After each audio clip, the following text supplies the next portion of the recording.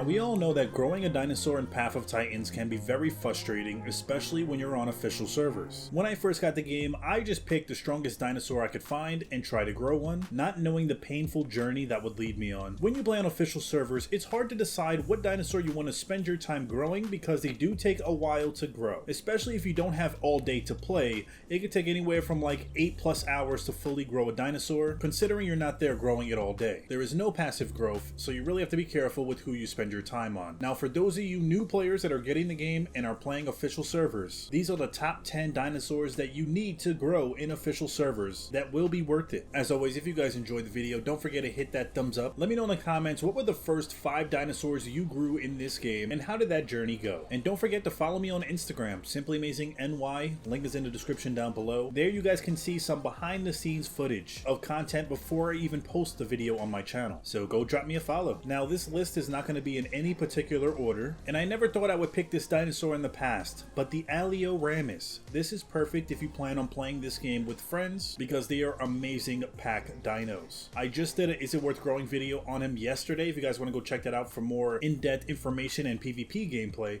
but the Alioramus is the second fastest dino in the game, making him very evasive. He has really good turn speed as well and very good stamina. You would be able to get questing done fairly quickly, and you can grow one of these in about a few hours, honestly. Coming in, you have the Dasp, and the Dasp, I always just call him the mini T-Rex because that's exactly what he looks like, a mini T-Rex. The Dasp was actually released into the game before the actual T-Rex, and then when the T-Rex came out, it pretty much overshadowed the Dasp. But the Dasp is finally getting a little personality of his own. He's getting his own different moveset from the T-Rex, and now he's like a little bit better actually. He has a piercing bite that ignores armor and combat weight. Essentially what this means is if he bites a dino with larger combat weight than him, he will do more damage than if he bit a dino with lower combat weight. So it's like the opposite of how combat weight's supposed to work. If you guys are still confused about how combat weight works, I did make a video on that as well, explaining more into depth how the combat weight works in this game.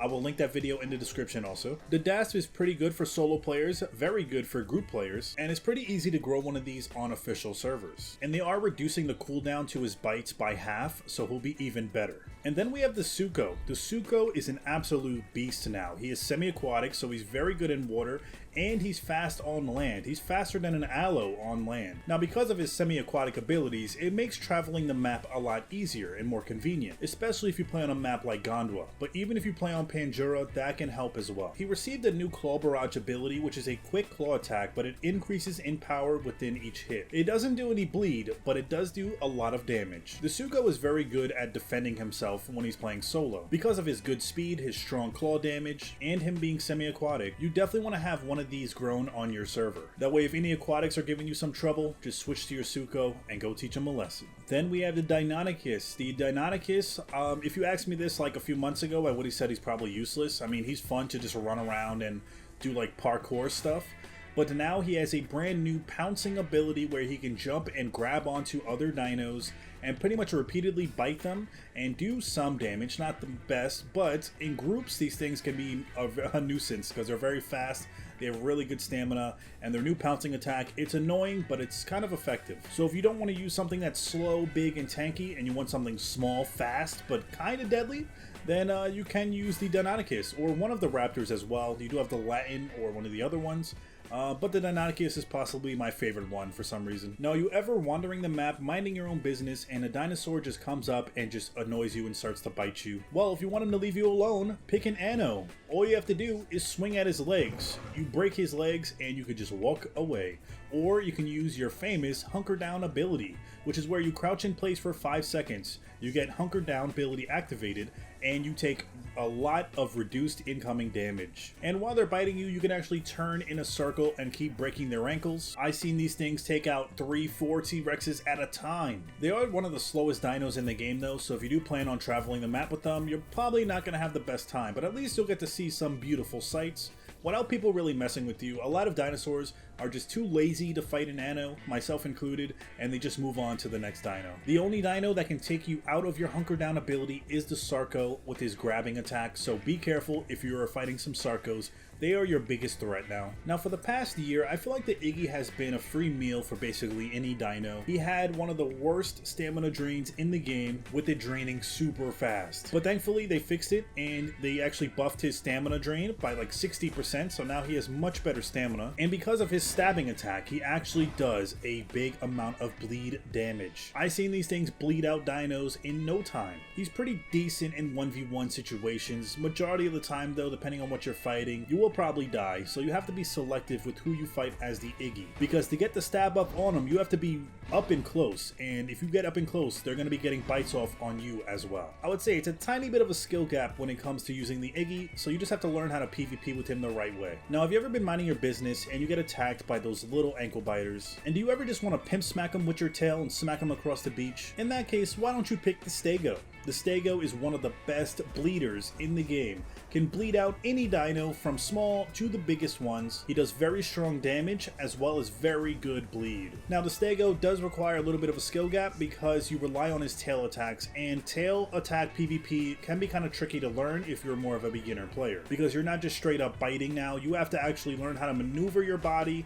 to land a tail hit on your opponent, which can be kind of tricky against skilled players because they're going to know how to avoid your tail attacks. So once you practice with that and you get good at tail PvP combat, then you can actually do some serious damage. He also has a pivoting ability where if you stay still for 5 seconds, you can actually get increased turn speed. That will be a perfect way if dinos are trying to circle you and jump you. You can spin around really fast and use your tail as a defense. Now, most of the time you'll probably die anyway because they'll still land enough bites on you, but at least you'll probably take 1 or 2 dinos with you or bleed the hell out of them. Now, if you were the middle child growing up in your household, I'm gonna assume that you're a Kero main because they're literally the most annoying dino in the game. Not only is it very fast, it does very good bleed, and it has reflective bleed damage, so if anyone bites you, they're gonna take bleed damage on themselves. So if you want to be selfish and pick a dino that's covered in spikes, that does reflective bleed damage, that annoys everything that walks, that thinks it's better than everyone else, then why not pick a Kero? Who needs friends when you can just be an asshole? Now everyone always talks about who the strongest dino is, but they never talk about the flyer. The Lasso, the only official flyer in the game currently. I believe the next official dino might be another flyer, which I'm pretty excited for, so let's hope. But the Lasso is not the best for PvP, but amazing for sightseeing, for watching fights without having to worry about getting jumped. And honestly, it's like if you want to just chill with your friends and go flying around the map and enjoy the sights and everything, the Lasso is definitely something you want to grow on official servers. Definitely, obviously for obvious reasons, good for traveling the map and getting across the other side. Decent stamina as well, but really bad HP and very low combat weight. So if you were to land like this, let's say, you will take fall damage if your ass is not careful. He's basically made of like cardboard paper, so you have to be careful. But I think everyone should have at least one flyer fully grown on their server, because there's going to be moments where you just want to relax and mind your business, and this is the way to go. Now I'm convinced if you guys play the Packy, I'm convinced you're either a Twitch streamer or you have TTV in your gamer tag. You never say GG's when you die in the chat, and you show no respect for anybody, not even your own teammates. You would quickly be the type to run your teammate off of a cliff when you get the opportunity. Packy is the dino that's made for trolling. He's not really a killer. He could barely kill anything. The only way you can kill something is if, let's say, a dino's right in front of me, you can run them off of a cliff. They're annoying, but they're fun. They're very fun to use. I like to use them when I just want to mess around with people. Not really kill them, but just annoy them to the point where they just get frustrated and leave me alone. Especially in packs, because they're so fast, they're very small, and they also have good knockback. It makes it very, very fun. And you could put on a leap, which increases your jump height and decreases your fall damage. That makes things even more fun because you can jump over dinos when they try to attack you. You can dodge them. There's so many plays you can do with the Packy that are just absolutely fun. And yeah, it's a good time with friends to play with Packies and annoy people. And expect a Is It Worth Growing video on the Packy soon. And that, guys, is the top 10 dinos you need to grow on official servers to have some fun. Obviously, you can grow other stuff like the T-Rex or the Eotrike if you want to have a boring life. But if you want to have some fun with the game, spice things up a little bit, Grow one of these 10 dinos and I guarantee you'll have a good time. If you guys enjoyed this video and you want to see more videos like this, hit that thumbs up. Make sure you guys subscribe and don't forget, follow me on Instagram for some behind the scenes footage. And I'll see you guys next time.